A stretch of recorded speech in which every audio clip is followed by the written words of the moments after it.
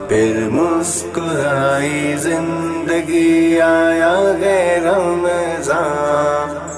रब की नेमत है रमज़ान, रब की नेमत है रमज़ान, रब की नेमत है रमज़ान, रब की नेमत है रमज़ान। अल जदीद गल्फ हिल्स, जहां आप बना सकते हैं अपने ख्वाबों की ताबीर। गल्फ हिल्स में पहले से मौजूद 24/7 security, 13 lush green parks, cycling track, jogging track और जरूरत जिंदगी की हर सहूलत। एक ऐसी जगह जहां जिंदगी आपको तलाश करती है।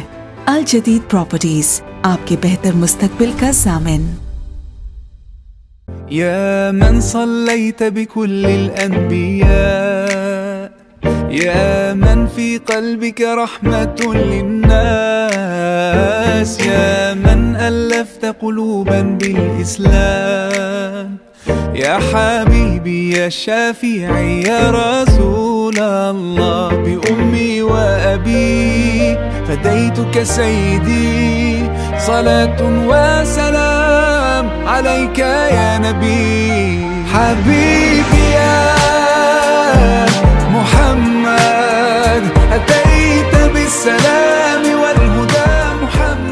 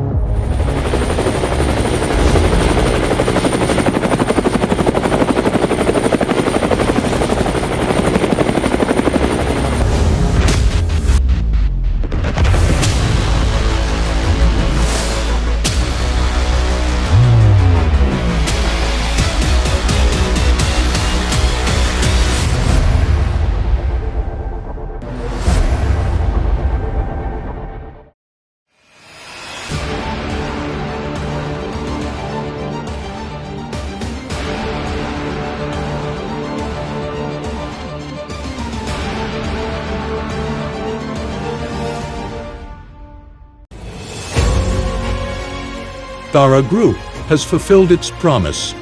The commencement of the Victoria Residency Designer project has begun with swift-paced and high-quality construction work, so that you can take possession of your beautiful apartment on time.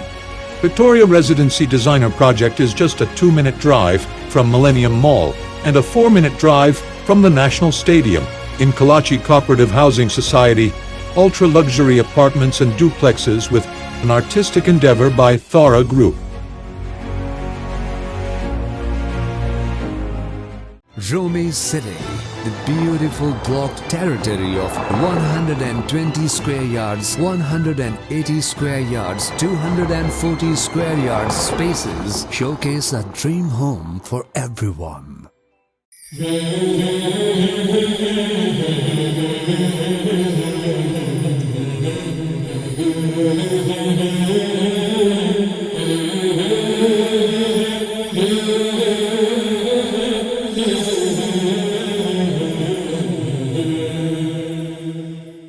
खुशामदीद एक बार फिर, और ईमान अफरोज़ बयान और नात रसूल मकबूल के बाद हमारी वापसी अब हो रही है एक बार फिर रमज़ान घराना में, जिसका इंतज़ार रहता है आपको। और आपका आज का ये प्रोग्राम हमारा एक मुनफरिद प्रोग्राम है। जिस घराने को आज हमने दावत दी है, उसमें से आधा घराना जो है वो बेसिकली नो गो के अब तो ये दोनों ही पक्के और सच्चे पाकिस्तानी हैं, लेकिन ये आधा घराना आज से को 3 साल कबल आधा घराने का ताल्लुक़ पाकिस्तान से था और आधे घराने का ताल्लुक़ हमारे ब्रदर दोस्त मुल्क टर्की से था। तो आप समझ गए होंगे कि आज हमारे साथ एक ऐसा कपल मौजूद है जो इनके ग्रूम हैं, जिसे हम कहते हैं कि दूल्हा जो हैं वो हैं पाकिस्तानी और दुल्हन जो हैं वो हैं टर्की से जिनका ताल्लुक़ है। मेरे साथ मौजूद है हमारे इंतहाई काबिल दोस्त, काबिल स्पोर्ट्समैन के अंदाज से ज़िंदगी में पहली मरतबा इनसे मुलाकात हुई थी, लेकिन अल्लाह ताला ने इनको किन किन सलाहियतों से नवाजा है, कितना दर्द दिल रखते हैं, कितनी खिदमत का जज्बा इस नौजवान के अंदर बरादरी के मौजूद है। शायद यही वो वजह है कि आज वो मेरे स्टूडियो का हिस्सा भी हैं और मेरा इनसे क़ल्बी ताल्लुक़ भी है। बड़े ही अजीज़ तरीन मेरे छोटे भाइयों की तरह हैं। आप आबाद की वोकेशनल ट्रेनिंग प्रोजेक्ट प्रोग्राम के जो है वो कन्वीनियर हैं। आप FPCCI स्किल्स डेवलपमेंट के जो है को कन्वीनियर हैं। ट्रेस पाकिस्तान आपने और हमने नाम सुना है, और ख़ास तौर पे कम्युनिटी और सोसाइटी में स्किल्स के फ़रोग़ के लिए, स्किल्स को बढ़ाने के लिए ये इदारा कितना काम कर रहा है। अंडर 19 क्रिकेट खेल चुके हैं, प्रोफेशनल क्रिकेटर हैं। मेरे साथ सुलेमान सलीम मौजूद हैं। अस्सलाम वालेकुम। वालेकुम। सुलेमान, बहुत शुक्रिया हमारे साथ रहने के लिए। और आज के इस प्रोग्राम में आपसे कई एतबार से बात होगी, ना सिर्फ ये कि आपके रिश्ते की बात होगी, किस अंदाज से आप जुड़े टर्की के साथ, लेकिन साथ ही साथ आपकी जो स्किल्स हैं जिसको आपने पूरी कोशिश की है आगे बढ़ाने की, और ना सिर्फ ये कि अपने आप को ग्रूम किया, बल्कि आप यंगस्टर्स को कैसे ग्रूम करना है उस पर आज आप बात करने वाले हैं। बिल्कुल, बहुत बहुत शुक्रिया अल्ताफ़ भाई, आपने एक तो इस काबिल समझा कि आपने इस प्रोग्राम में इनवाइट किया। और बिल्कुल जैसे आपने कहा कि एक बड़ी एक जर्नी रही है क्रिकेट से, फिर प्रोफेशनल लाइफ, और उसके बाद शादी का जो आपने टॉपिक छेड़ा, तो एक बड़ी एक स्टोरी है जो भी इस प्रोग्राम में इंशाल्लाह डिस्कस करेंगे। क्या बात। और हमारे साथ आज के इस प्रोग्राम में यकीनी तौर पर मैंने आगाज़ में ही कहा कि इनकी शरीक हयात सुलेमान सलीम की शरीक हयात हमारे साथ मौजूद हैं। बाय प्रोफेशन इलेक्ट्रिकल इंजीनियर हैं, और अब तो यकीनी तौर पर पूरी पाकिस्तानी है। ना सिर्फ ये कि सुलेमान की फ़ैमिली के साथ इनका अब जो इंटरेक्शन है, जो इनका कोलेब्रेशन है, वो बच्चे पाकिस्तानी और बहू के तौर पे जो होता ही है वो हमारे यहाँ ट्रेडिशनली है, रिवायत भी है हमारी, और टर्की की भी कमोबेश यही रिवायत है। ये पूछेंगे हम उनसे। साथ ही साथ सुलेमान के जो सोशल एक्टिविटीज़ हैं, सुलेमान की सोशल एक्टिविटीज़ का एक बहुत बड़ा दायरा है। ट्रस्ट पाकिस्तान मैंने जिक्र किया, हलारी की यूथ के भी आप वाइस चेयरमैन हैं। तो ये इसी अंदाज से सिलसिला जब चल रहा है, तो जब शरीक हयात साथ होती हैं तो बहुत सारे मामला जो हैं वो आसान हो जाते हैं। और हमारे साथ इनकी लाइफ पार्टनर मौजूद हैं, गुलिजार डिंच सलीम। अस्सलाम वालेकुम। Alaikum salam. How are you Gulizar? I am good, thank you. Thank you for inviting your program, us. Starting ladies first, I starting with you from some very typical questions. Okay. First of all, first meet with you both, where and when, and I think you will be more comfortable to say in camera. My question. Yes, actually, our marriage is not arranged marriage, but it's somehow arranged marriage because my sister is married to his cousin. So we met at their wedding time. So we just loved each other, and now we are here. Mashallah, mashallah. Second question. Cultural differences once here in Pakistan, any female, any girl after married only move from their father and mother homes. You not only a father and mother homes, you move from your country too. So how you feel the cultural differences in some kind of feel in a mind, how you comfort their entirely changed, how you feel they entirely changed subject or cultural or little bit same? Actually, first of all, I want to talk about same things in both cultures. I will say different things later. First of all, this family gatherings over here is very good. Like people are very warm. Over there in Turkey also, we just gather as families. Like we have dinners together. We just do picnic together. Over here is also culture is same. Like people are very warm. They are gathering. They love guests at home, and we also love guests at home. Eating together and meeting cousins, meeting khala, mamu. These things are same over there as well. Differences like family. You mean the family bondings are same in Turkey and literally Pakistan? same. Yes, literally same. You told me Eating, yes. What the food culture are very vibrant culture in Karachi. You know, biryanis and so many things.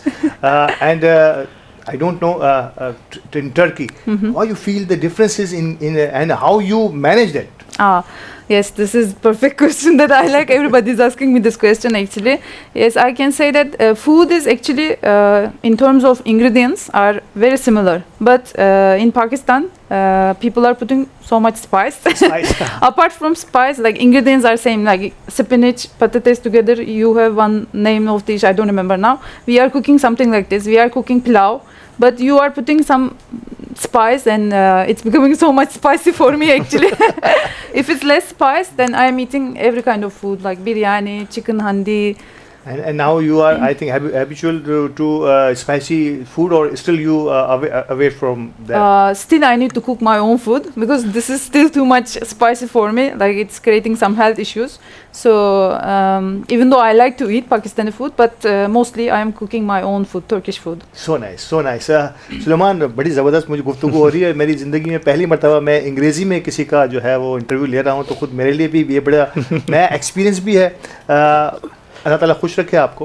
पहली मुलाकात का मैंने कहा कि थोड़ा सा आपसे भी पूछ लूँ. कहाँ बताया ये कि आपके कज़न की जो है वो वाइफ जो है उनका ताल्लुक भी टर्की से था, वहीं आप लोग मिले और फिर ये सिलसिला आगे बढ़ा और अल्हम्दुलिल्लाह आज एक कामयाब कपल हमारे सामने मौजूद है.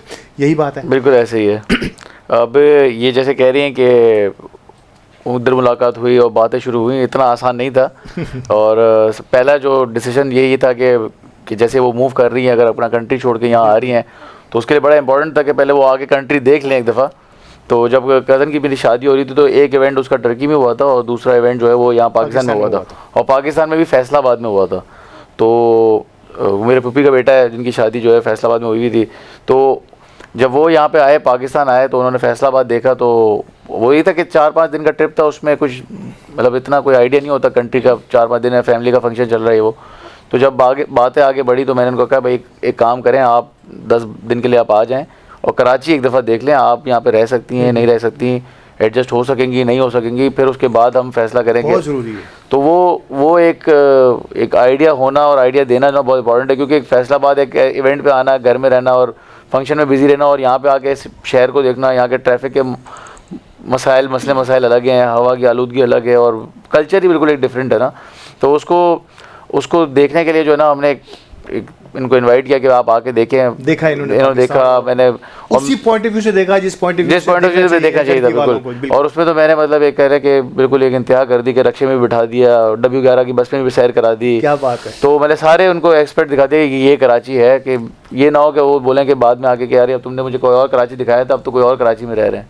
तो मैंने अपनी तरफ से जो है ना सारी कोशिश कर ली थी कि किसी तरह ना कह दें, मगर उन्होंने कहा नहीं ये तो ठीक है और इस पर गुजारा हो जाएगा. मैं तो ये समझता था कि हम थोड़ा कोड वर्ड में बात कर लेंगे और गुलिजार जो है वो समझेंगे नहीं, लेकिन आपकी बातों पे वो थोड़ा मुस्कुरा रही हैं, स्माइलिंग. इट मींस कि ये समझ रही हैं. ओवरऑल ये डिसीजन नो डाउट 3 साल अब अल्हम्दुलिल्लाह कामयाब 3 साल आप लोगों ने गुजारे हैं एक साथ, और ये बड़ी कामयाबी की बात होती है. मतलब एक इंटायरली डिफरेंट सिनेरियो से, डिफरेंट ट्रेडिशन से लोगों का मिलना जो है ना, ये बड़ा फ्रूटफुल भी होता है नो डाउट कई तरह. अब मुझे ऐसा लग रहा है कि आप लोग जो है वो एक कामयाब ज़िंदगी गुजार रहे हैं, कामयाब बहू हैं, आप एक कामयाब दामाद होंगे अपने ससुरालियों के लिए. ऐसा ही है? बिल्कुल अल्हम्दुलिल्लाह, अल्लाह का शुक्र है कि देखें ये सारी बातें जो है ना एक म्यूचुअल अंडरस्टैंडिंग के ऊपर होती हैं और कॉम्प्रोमाइज़ के ऊपर होती हैं. कुछ चीज़ें होती हैं कि आपको माननी पड़ती हैं, कुछ मनवानी पड़ती हैं. तो वो एक मतलब वो 3 साल की बात नहीं है, 30-35 साल तक का रिश्ता है और आपको कहीं ना कहीं आप कॉम्प्रोमाइज़ करते हैं, कहीं अगला बंदा कॉम्प्रोमाइज़ करता है. तो एक लर्निंग जर्नी है और जो साथ साथ चलते रहेंगे तो सीखते जाएंगे. इस तरह ही है. मैंने आगाज़ में सुलेमान कहा कि सुलेमान से मेरी पहली मुलाकात मैंने कहा कि क्रिकेट के हवाले से थी आपकी, लेकिन मैं चाहूँगा कि क्रिकेट पे हम बाद में बात करें. आपकी लाइफ अब जो इंटायरली एक सोशल एक्टिविस्ट के तौर पर सामने आ रही है, और ये मेरे लिए बड़ी खुशी की बात है कि क्रिकेट से निकल कर आपके अंदर जो सपोर्टिव कैरेक्टर जो है ना, वो आपके वालिद मोहतरम सलीम करीम साहब की मरून मिन्नत है. मैं उनको एक अरसे से जानता हूँ, जब आप बहुत छोटे हुआ करते थे, और उन्होंने जिस अंदाज से नो डाउट कि वो स्पोर्ट्स के लेवल तक तो रही ज़्यादा उन्होंने फोकस किया, लेकिन वो खिदमत वाली स्पोर्ट्स थी, उन्होंने इस पर फोकस किया. और मैं आपको एक बात और इस मौके से फ़ायदा उठाते हुए आप सबको बता दूं कि दुनिया में डिसेबल क्रिकेट से मींस कि आपकी बॉडी के अंदर अगर कोई थोड़ी सी कमी बेशी है, ऐसे लोगों को अगर क्रिकेट का शौक़ है तो वो क्रिकेट से दूर ना रहें. तो डिसेबल क्रिकेट का आगाज़ दुनिया में पाकिस्तान से हुआ है, और पाकिस्तान से इनका आगाज़ मोहतरम हमारे सलीम करीम साहब ने किया, यानी कि मेमन कम्युनिटी ने किया. तो आप कह सकते हैं कि दुनिया में डिसेबल क्रिकेट का आगाज़ मेमन कम्युनिटी यानी कि पाकिस्तान से हुआ, और सलीम करीम साहब इसके फाउंडर हैं और बड़ी कोशिशें की हैं दुनिया में. और पाकिस्तान के बाद फिर और ममालिक की टीम भी बनी, इनके बाकायदा सीरीज़ हुई हैं बहुत सारे ममालिक की आपस में. तो ये हम सब के लिए बड़ा खुशी की बात है, और मुझे आज इसका जिक्र करना जरूरी. कितना बड़ा किरदार होता है माँ और बाप का, तो किरदार की तो बात ही कुछ और होती है हमारी लाइफ के अंदर. सलीम करीम साहब और अम्मी की तरबियत या अम्मी के इस को क्या आप मेरे ख्याल इकलौते भाई हैं? जी जी बिल्कुल। तो इकलौते बेटे की एक अलग ही चाम होती है, तो किस अंदाज से आपकी तरबियत हुई, इनिशियल तरबियत कहाँ कहाँ वक्त गुजरा, किन किन जगहों से आपने तालीम हासिल की? जैसे आपने कहा कि वो वाले साहब को क्रिकेट की जो उनकी खिदमत है, वो असल में उनकी एक है कि आपको भी पता है कि उनकी लेफ़्ट लेग पे पोलियो है। जी जी बिल्कुल। तो वो उनको बचपन से ही क्रिकेट का बड़ा शौक़ था और वो अपनी डिसेबिलिटी की वजह से नहीं खेल पाते थे, दौड़ नहीं पाते थे और ज़्यादा लोग उनको खिलाते भी नहीं थे। एक डिस्क्रिमिनेशन होती है कि परफॉर्मेंस का इशू होगा और ये वगैरह। तो उनके दिल में एक थी कहीं ना कहीं कि मैं शायद नहीं खेल पाया, और वही जो उनका एक रिफ्लेक्शन था, उनका शौक़ जज्बा जो था, वो उन्होंने मेरे थ्रू जो है ना वो पूरा करने की कोशिश भी की उन्होंने कि मैं किसी तरह क्रिकेट खेलूँ। और बचपन से ही मेरे ख्याल है अभी भी बचपन की कुछ वीडियोस वगैरह हैं कि मैं 2-3 साल की उम्र में बल्ला पकड़ के जो है ना क्रिकेट खेल रहा हूँ। तो वो बढ़ता चला गया और मैं क्रिकेट का एक सफ़र शुरू हो गया। अकेडमीज़ ज्वाइन की, गली में खेलते थे, फिर अकेडमीज़ ज्वाइन की, फिर क्लब क्रिकेट शुरू की। तो एक सिलसिला बन गया। और फिर तालीम भी साथ साथ वो बड़े उस पर थे कि भाई तालीम अच्छी लेनी, अच्छी तालीम हासिल करनी है और अच्छा पढ़ना है, अच्छा लिखना है और एक अच्छा आदमी बनना है, अच्छा इंसान बनना है। और साथ में वालदा भी थी। वालदा की जो हमारे घर का माहौल था वो काफ़ी एक फ्रेंडली माहौल था कि मतलब मेरे वालिद साहब कभी भी या मेरी वालदा भी जो है वो कभी भी हमारे पेरेंट्स की तरह नहीं थे, वो हमारे दोस्तों की तरह थे और दोस्तों की तरह ही उन्होंने बड़ा किया हमें। तो कोई भी अगर मसला आता था या कोई भी प्रॉब्लम आती थी तो हम उन्हीं से मशवरा करते थे, हम किसी दोस्त से मशवरा नहीं करते थे और वही हमें गाइड करते थे कि इसका हल जो है ना वो इस तरह होगा। क्योंकि मेरे ख्याल से कहीं ये था कि शायद उनके वालिद से जो है ना वो रिश्ता जो था वो एक दोस्तों वाला नहीं था। तो वो चाहते थे कि शायद उनके जो बच्चे हैं जैसे हमारे साथ हैं या मेरी बहन है, तो उनके साथ एक ऐसा माहौल क्रिएट कर दें दोस्तों वाला कि वो एक फ्रेंडली माहौल के अंदर, एक घर के अंदर एक अच्छा हेल्दी माहौल दे सकें। और उसके थ्रू जो है ना उन्होंने एजुकेशन को बड़ा प्रमोट किया। मेरी जो तालीम है वो यहीं पास में एक स्कूल है, स्प्रिंगफील्ड स्कूल, वहाँ से मेरी तालीम मैंने अपनी हासिल की। ओ लेवल्स वहाँ से किया और उसके बाद ओ लेवल्स करने के बाद ही मैंने फ़ैसला कर लिया था कि मैं जो है बाहर पढ़ने चले जाऊँगा। तो मैंने ए लेवल्स या कॉलेज में यहाँ पे पार्ट नहीं लिया, मैं जो है फाउंडेशन करने यूके चला गया था और वहीं से फिर मैंने फाउंडेशन के बाद अपने यूनिवर्सिटी में दाखिला लिया और वहाँ से अपनी जो है तालीम पूरी मुकम्मल की। और इसके बाद अपने बिज़नेस की तरफ भी आए सुलेमान जी? पहले जैसा आपको पता है कि मैं 12 साल की उम्र से जो है ना मैं क्रिकेट खेल रहा था, बिल्कुल प्रोफेशनली खेलने की कोशिश कर रहा था। मैंने अंडर 15 खेली, जोनल क्रिकेट होती है, फिर 17 खेली, फिर अंडर 19 खेली है, डिस्ट्रिक्ट खेली थी, फिर कराची की तरफ से अंडर 19 खेला और उस वक्त मेरी साथ साथ ओ लेवल के एग्ज़ाम भी चल रहे थे। तो अल्हम्दुलिल्लाह कराची की टीम में मेरा नाम भी आ गया था और वो एक टूर्नामेंट खेला। 2 साल मैं कराची अंडर 19 की तरफ से खेला और फिर उसके बाद जो है मैंने फ़ैसला किया कि अब पढ़ाई को परस्यू करते हैं और क्रिकेट को यहाँ ब्रेक लगाते हैं। फिर क्रिकेट वहाँ जाके खेली। फिर जब 2017 में मैं वापसी आया तो फिर मैंने सोचा कि अब मुझे प्योरली जो है ना सिर्फ क्रिकेट ही खेलनी है और मुझे फ़र्स्ट क्लास क्रिकेट के लिए जो है ना ट्राई करने की मेरी बड़ी वो था कि मुझे शौक़ था इस चीज़ का कि मैं इसका ट्राई करूँ। तो 2017 से 2021 तक जो है ना मैंने पूरी कोशिश की कि मैं फ़र्स्ट क्लास क्रिकेट की तरफ जाऊँ और आगे अच्छा खेलूँ और फर्स्ट क्लास भी खेलूँ। उसके बाद जो है वो PSL वगैरह के लिए ट्राई करूँ। तो वापस आके 2018 में सीनियर डिस्ट्रिक्ट खेली, फिर 2020 में खेली, फिर 2021 में खेली। मगर उसके बाद जब देखा कि नहीं मौका मिल रहा और फिर मैंने फ़ैसला किया कि मैं वालिद साहब के साथ जो है अपना बिज़नेस को ज्वाइन करूँ। मेरे वालिद साहब का जो हमारी फैमिली का जो है वो कंस्ट्रक्शन का बिज़नेस है, तो उनके साथ फिर मैंने स्टार्ट किया, फिर उन्हीं के साथ काम कर रहे हैं। We are talking Gulzar, we are talking about sports.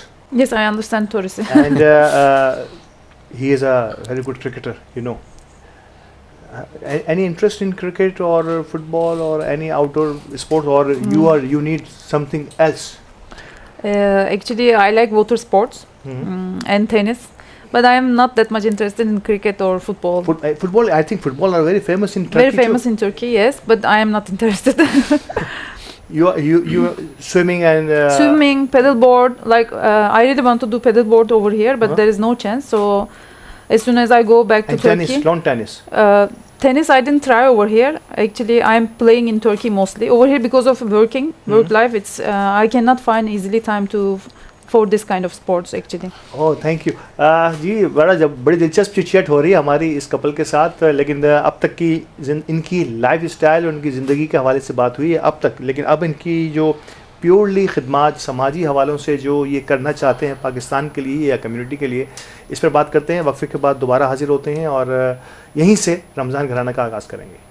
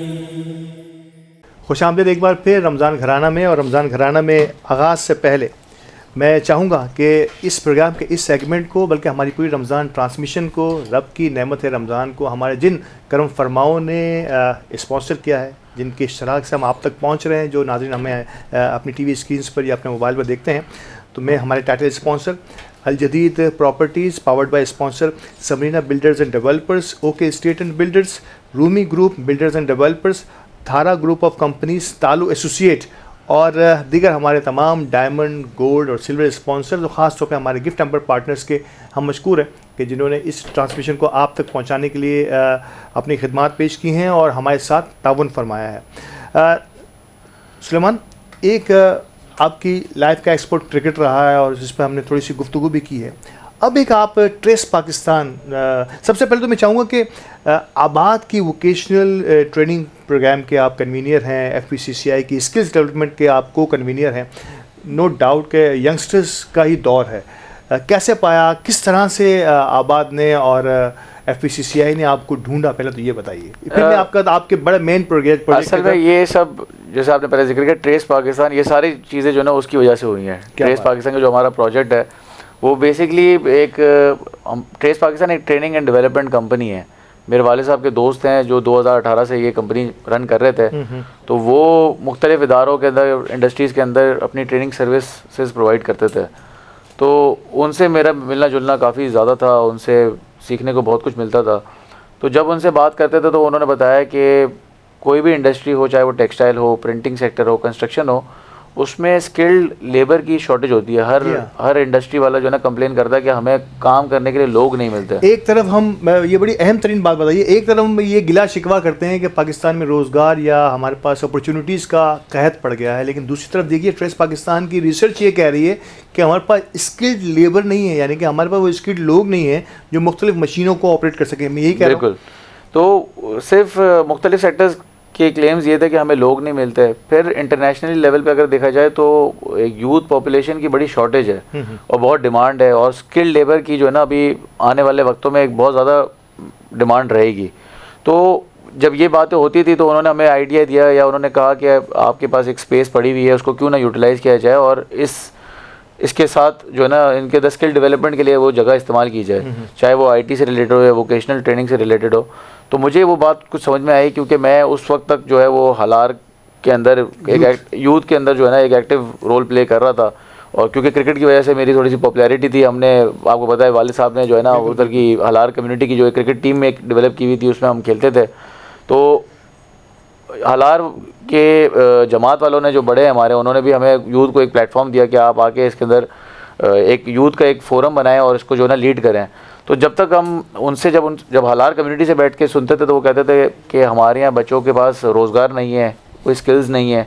और जितनी भी मेमन कम्युनिटीज़ आप देखेंगे ना, जितनी भी जमातें हैं वो 1950s से काम कर रही हैं वेलफेयर के लिए और बच्चों की डेवलपमेंट के लिए, ख़ानदानों को बेहतर तरह से उनको एक रोज़गार फराहम करने के लिए और उनकी ज़रूरियात पूरी करने के लिए फंड्स प्रोवाइड करती हैं। आपको पता है कि कितने ज़कात और चैरिटी मेमन कम्युनिटी देती है। बिल्कुल ऐसा ही है। तो उनकी कंप्लेन ये होती है कि 1950 से जिस फैमिली की हम मदद कर रहे हैं, आज 2024 तक या उस वक्त तक 21-22 तक उन फैमिलीज़ को हम सपोर्ट कर रहे हैं एज ए कम्युनिटी, तो वो क्यों अपने पैरों पे खड़े नहीं हो पा रहे हैं। तो जब ये बात सामने आई तो मुझे ख्याल आया कि क्यों ना हम ट्रेस पाकिस्तान के प्लेटफॉर्म से एक इस तरह का एक सिस्टम बनाएं कि लोगों को स्किल डेवलपमेंट की तरफ लाएं, और जो कंप्लेन कर रहे हैं कि हमें लोग नहीं मिलते, तो हम वो लोग उनको फ्राहम करें और अपनी कम्युनिटी से फ्राहम करें, ताकि उनके लिए रोज़गार पैदा हो और वो रोज़गार से ना सिर्फ अपने लिए और अपने घर वालों को सपोर्ट कर सके, बल्कि कम्युनिटी को जो है ना वो एक कम्युनिटी का जो फंड्स का जो एक बोझ होता है हर साल का, उस बोझ से वो निकले और ताकि नए लोगों को जो है ना उससे मदद मिल सके। इसका इनिशियल आगाज़ आपने ट्रेनिंग से ही किया, ट्रेनिंग सेशन में किया? कितने लोगों ने उस ट्रेनिंग का पार्ट बने और कितने लोग इसमें भी सक्सेसफुल स्किल्ड लेबर के तौर पर आगे बढ़े?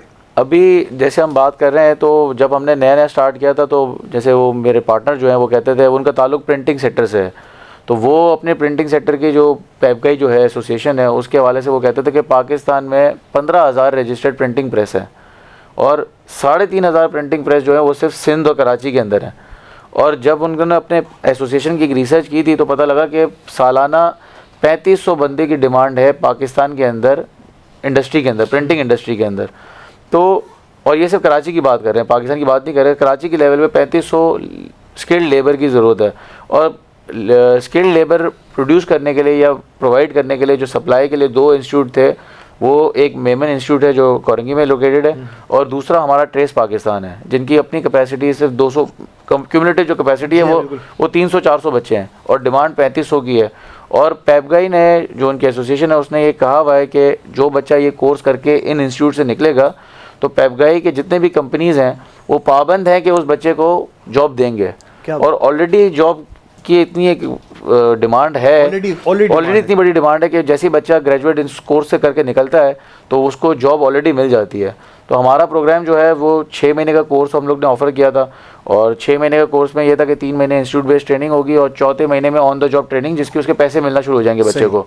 और 6 महीने का जब प्रोसेस पूरा हो जाएगा तो उसके बाद उसको उसी कंपनी के अंदर एक गारंटीड जॉब ऑफर हो जाएगी। क्या बात है। तो ये बड़ा अच्छा पोटेंशियल नज़र आया कि भाई जो फैमिलीज़ ज़कात फंड पे या फाइनेंशियल एड जिनको मिल रही है हमारी कम्युनिटीज़ के अंदर, उन फैमिलीज़ में अगर 18 साल से बड़े बच्चे हैं जो कोई काम नहीं कर रहे या कंप्लेन करते हैं कि बच्चों को रोज़गार नहीं मिल रहा, तो हमने कम्युनिटी लेवल पे उनको पाबंद किया कि आप जाके ये कोर्स करें, आप ये ट्रेनिंग लें। और चौथे महीने से उसमें उन्होंने इंटर्नशिप हासिल की और 6 महीने मुकम्मल करने के बाद उन्हीं कंपनीज़ के अंदर उनकी जॉब की गारंटी उनको मिल गई और ऑफर हो गई जॉब उनको, तो और उन्होंने काम करना शुरू कर दिया। प्रैक्टिकली नज़र आया आपको बिल्कुल कि वो बाकायदा अर्निंग शुरू हो गई उनकी। इसमें हमारी जमात जो हलार की जो जमात है उसने एक बड़ा एक किरदार प्ले किया कि उन्होंने बच्चों को ना सिर्फ फ्री में ये ट्रेनिंग प्रोवाइड की बल्कि उनको मंथली एक स्टाइपेंड भी प्रोवाइड किया ताकि उनका आने जाने का खर्चा, अगर जैसे हमारी जो जमात है वो शू मार्केट के पास है, हमारा कैंपस राशिद नवाज रोड पे, तो आने जाने का खर्चा भी बच्चा बेयर कर सके। इसमें काफ़ी बच्चों ने पार्टिसिपेट किया, 3-4 बच्चे पहले बैच में आए थे, वो नेचर ऑफ वर्क देख के जो है ना वो थोड़ा घबरा गए, थोड़े चले गए, मगर एक आध बच्चा रह गया। जब वो बच्चा खुद ही इतना मोटिवेटेड था, उसको पता था कि मेरे घर की ज़रूरत है, मुझे रिस्पॉन्सिबिलिटीज़ हैं, उसने खुद हमारे जो हमारे टीचर हैं उनको आगे कहा कि सर मुझे आप वक्त से पहले अगर इंटर्नशिप की कोई पॉसिबिलिटी बनती है तो वहाँ मुझे लगा दें। हमने कोशिश की और हमने उसको एक जगह पे भेजा, वहाँ पे उसने काम करना शुरू किया और 3 महीने बाद जो ऑन द जॉब ट्रेनिंग शुरू होनी थी उससे पहले ही उसको गारंटीड जॉब ऑफर हो गई और वहाँ पे काम करना शुरू हो गया। क्या बात है। ये एक तरफ हम रोते हैं कि हमें जॉब का क्रंच है, यहाँ पे बेरोज़गारी बहुत बढ़ रही है, लेकिन लिटरली मैं जिस अंदाज से ट्रेस पाकिस्तान को आज एलिब्रेट किया है सुलेमान ने, ये नज़र आ रहा है कि आपने थोड़ा सा हुनर भी अपने हाथों में रख लिया तो जॉब आपसे दूर नहीं है, आपकी डोर स्टेप पर आपको जॉब मिलने वाली है। लेकिन थोड़ा सा अपने अंदर इतना करज पैदा कीजिए, अपनी तालीम अगर आपकी वाजबी सी तालीम है तो आपको हुनर अपने हाथों में ले लीजिए। यही सवाल मैं गुलजार से भी करूँगा। Gulzar, you are more connected with trace Pakistan and you are a strong helping hand with Suleiman. How you feel about in your words, please, you brief there about Trace Pakistan. Okay. Actually, I am an electrical engineer. I was working for construction sector in Turkey for years. Over there, I was doing electrical chef, but I was also at the same time I was giving trainings to my staff, like for electrical, mechanical. So over here, it's tourist change. Like in some things are same. Over here, I am just working for international affairs and as well as women empowerment. Over here, like we have collaboration with some foundations, like such as Krim Foundation. I see over here when we compare Turkey, actually less women involving in business life. Oh, yes. So we want to change this. When I go to this kind of foundations, when I give trainings, like I see this shining eyes on women. They are very smart and they are willing to learn. So I am very happy to encourage all these women involving them business life in Pakistan. Inshallah, I am trying my best. I see better future for Pakistan. Have you feel any courage in women for as an entrepreneur or as a working woman? Yes, you are truly correct that the women out of the doorstep are some very difficult here in our environment. But world life are changed day by day. You are hopeful for in this country or in this society. So we work more efficiently for that. For women empowerment? Actually, I was not this much hopeful before starting Trace Pakistan. Then I started, and once you start going these foundations and you are giving trainings, you see those women, they are really too much willing to learn, and they are trying to contribute their family's income, like with their best thing. Like they are trying everything. If a woman cannot do anything out of house, she's trying to do home chef kind of thing. So Yes. they are selling this. If they cannot go out, they are doing online jobs like IT, digital marketing, Canva.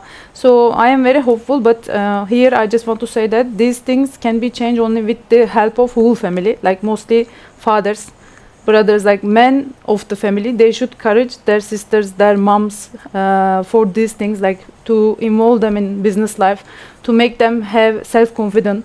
So I'm sure it will change, inshallah, for Pakistan, this women empowerment in the future. Turkey से आई हुई लड़की आप सबसे request कर रही है, हम सबसे मर्दों से रिक्वेस्ट कर रही है, बाप से, भाइयों से, कि आप बच्चियों को मौका दें।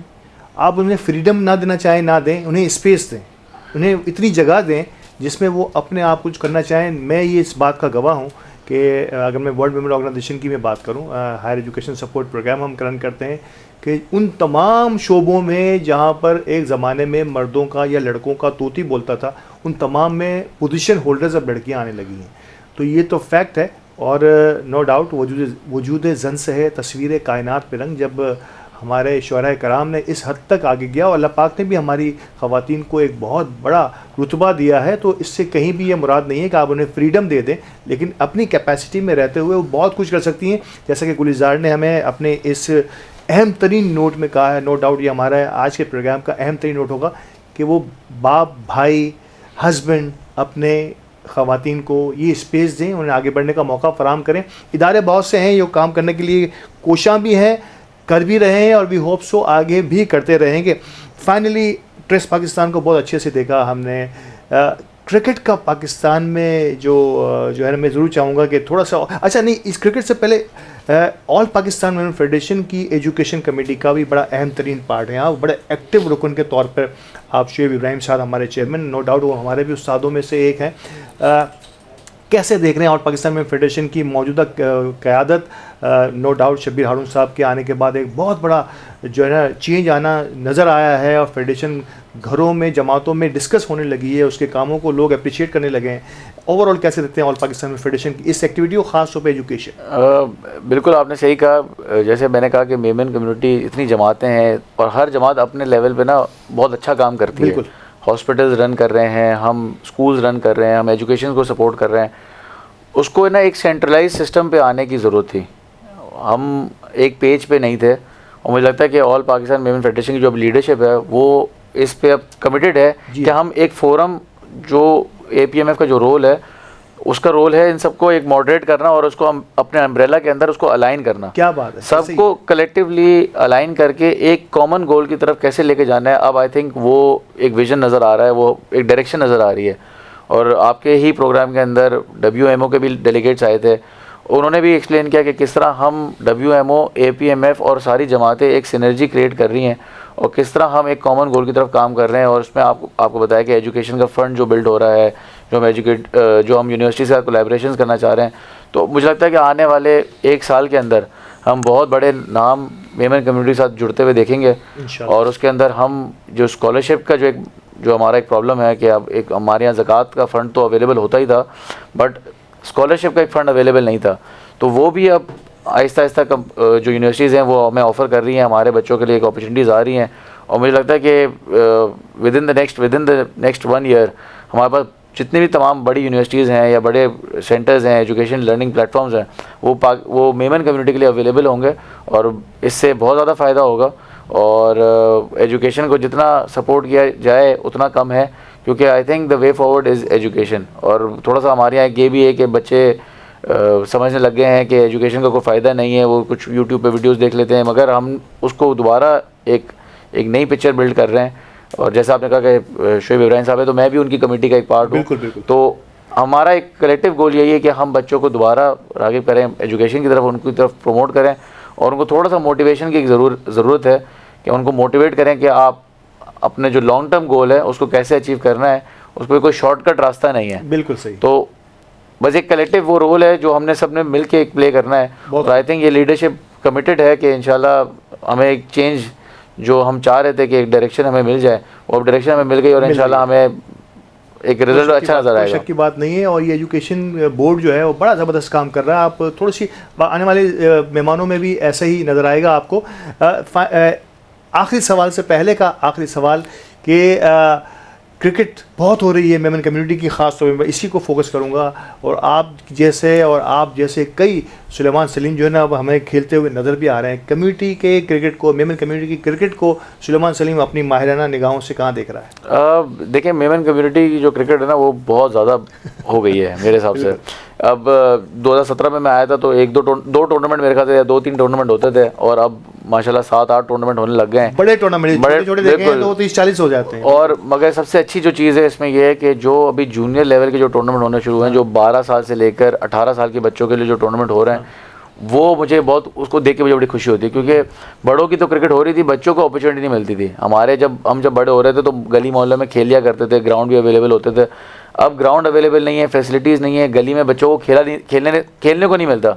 और बच्चों की जो स्क्रीन टाइम है मोबाइल पे, आईपैड्स वगैरह पे, टैबलेट पे इतना टाइम गुजरता है टीवी के सामने, तो उसको काउंटर करने के लिए जो है ना हमने जो यंग यूथ के लिए जो छोटे टूर्नामेंट ऑर्गेनाइज कराए हैं, वो एक मुझे बड़ी खुशी होती है। उसके अलावा जो बड़े टूर्नामेंट है वो भी एक अच्छी चीज़ है, बट उसमें जितने भी हम लोग जो एज ब्रैकेट हमने रखा हुआ है, हाँ, वो थोड़े एंटरटेनिंग हो गया सारा, वो एंटरटेनिंग हो गया, उससे हमें क्रिकेटर नहीं मिलेगा। बिल्कुल सही है। मगर छोटी जो यूथ को हम जो फोकस कर रहे हैं, जूनियर्स को जो हमें फोकस करना है, क्लब क्रिकेट की तरफ रागिब करना है ताकि वो अच्छे लेवल पे, बड़ी प्रोफेशनल लेवल पे क्रिकेट खेल सकें। इससे पहले कि मैं गुलजार की तरफ जाऊँ, आखिरी सवाल, मेमन जिस अंदाज से आप माशाल्लाह हर शोबे में अपना कुछ ना कुछ करने की कोशिश कर रहे हैं, दी मेमन टीवी HDB अली, हमारे CEO अली कोडल साहब की क़यादत में कुछ ना कुछ करने की कोशिश करते रहते हैं कम्युनिटी के अंदर भी। आज का ये खूबसूरत सेट भी आप देख ही रहे हैं हमारा। कैसे देखते हैं हमारी और दी मेमन टीवी HD की इस छोटी सी काविश को? माशाल्लाह मैं तो मेमन टीवी को काफ़ी टाइम से फॉलो कर रहा हूँ और उस टाइम से फॉलो कर रहा हूँ कि जब इतना प्रोफेशनल सेटअप नहीं हुआ करता था, बट जिस तरह अली भाई ने जो है अपने आप को या मेमन टीवी को एक ब्रांड बनाया है, वो एक जर्नी विद सेल्फ एक मोटिवेशन है। और इतना ज़बरदस्त उन्होंने ये प्रोग्राम अरेंज किया हुआ है। आई थिंक इससे जो जिन लोगों को, जिन मेहमानों को आप इनवाइट कर रहे हैं, उससे एक बड़ा मैसेज जाता है कि मेमन कम्युनिटी सिर्फ अपने ही लोगों के लिए नहीं बल्कि एक पाकिस्तान के लिए जो एक रोल प्ले कर रही है वो सामने आ रही है। और हम सिर्फ अपनी कम्युनिटी के लिए नहीं बल्कि हर कम्युनिटी, हर मज़हब के लिए जो ना हम काम कर रहे हैं, हमारी सारी सर्विसेज अवेलेबल हैं। ये मैसेज लोगों तक पहुंच रहा है, मुझे इसी चीज़ की बहुत ज़्यादा खुशी है। क्या बात है। Final words from Gulzar. Language barrier are the big barrier, I think Urdu, Turkish, you learned something Urdu words or आहिस्ता थोड़ी and you learning Suleiman in Turkish? You are asking if Suleiman is learning Turkish? Yeah. He's learning. He's also learning Tori, like ahista. I am just always saying that you know Ottoman language. Ottoman language. If I was speaking Ottoman language today, it would be so much easier to learn Urdu, because Urdu and Ottoman language, because Arabic and Farsi, they have so many common words. Right now, because of this modern Turkish language, it's little bit hard, but I am trying. Tori, inshallah. Yes, Tori. If I request you, in your Turkish language, camera, the Memen TV, you promote Memen TV and especially this program in your country, and our other many viewers in Turkey must watch the Memen TV, especially this Ramazan transmission. Öncelikle herkese merhaba. Burada Memen TV'de ben de konuk olarak eşimle birlikte geldim. Burada Memen'ların yaptığı şeyler hakkında size kısaca bahsedeceğim. Çok güzel bir setup hazırlamışlar öncelikle. Setupları çok güzel. Memen Community Türkiye'deki Darendeliler Derneği gibi biraz. Burada Pakistan'da Memen Community, yani Memen nasıl söyleyeyim? Memen Community için çok fazla çalışıyorlar. Gençleri eğitime teşvik ediyorlar. Çok güzel şeyler yapıyorlar. Birbirlerine çok yardımcı oluyorlar. Dolayısıyla burada olmaktan mutluyum. Siz de Memenler hakkında araştırma yapmak isterseniz beni takip edebilirsiniz. Thank you. मुझे समझ नहीं आया, लेकिन जिस अंदाज से गुलजार जो है वो लोगों से मुखातिब थी, मुझे वो सब कुछ समझ में आया, उनके जज्बात मुझे समझ में आ रहे थे. So kind of you. So nice. Thank you so much. Suleman, आपका बहुत शुक्रिया. One of the fine program today's our all till now transmission thank you so much again. Thank you. Welcome. Thank Thank you you for very much. inviting us. Thank Thank you you so so much. much. inviting ji us. आज का ये खूबसूरत programme इस खूबसूरत couple के साथ अब ख़त्म करते हैं, क्योंकि वक्त बहुत हो गया है और वक्त के साथ साथ हमें इस प्रोग्राम को अपने इस घराना प्रोग्राम को अपने इख्तिताम तक ले जाना होता है। लेकिन दिल नहीं चाह रहा, इंशाल्लाह इस कपल से इनकी एक्टिविटीज़ और समाजी खिदमात के हवाले से कहीं ना कहीं मुलाकात हो जाएगी, तो मज़ीद इससे गुफ्तगू भी रहेगी। आज का घराना प्रोग्राम यहीं पर इख्तिताम पजीर होता है। इंशाल्लाह अगले प्रोग्राम में अपने मेज़बान अल्ताफ़ यानी को एक बार फिर देखेंगे किसी और घराने के साथ। अब तक के लिए इजाज़त दीजिए, अल्लाह ने के बाद।